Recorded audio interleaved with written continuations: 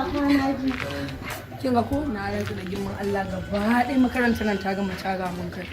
Kwana biyu kin ga ka shiga nan wannan ya shiga wannan ya fito wannan ni gaba ɗaya ma na rasa abin da ke shi yasa ni fa ina ga yau ba zan shiga ba Allah. Shi yasa wallahi ni ma kwana biyu dan zauna an huta ya zan iya zuwa makarantar nan wahala. Ai shi ma baba ne da damuwa. Yanzu mama ta fita ni ban san ya gani ba. An ba san da zuwa. Ina wuni baba. Lafiya. Mashi ɗin waya wannan? Baba ba shi ɗin dalin kan ne. Wa? Dalin kan. Waye dalinka? Saurayin mai ro. Babu mu bata nan suna cikin gidanmu. Shi da mai ran? Wane gida? Da gidanmu. Gidanku? Me suke yi?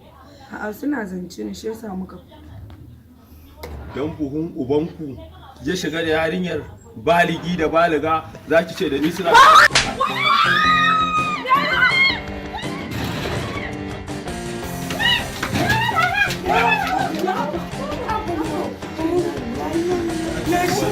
Yana ina.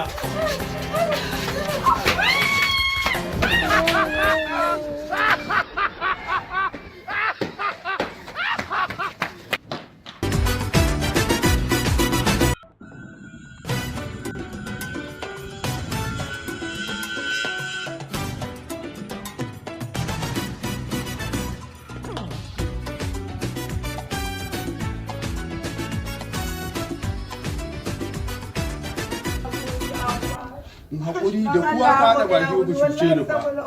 Shige. Ke yar I love you ko? Abadan Allah ya abadan Allah. Da haka ake makotaka Allah ya tsine makotaka.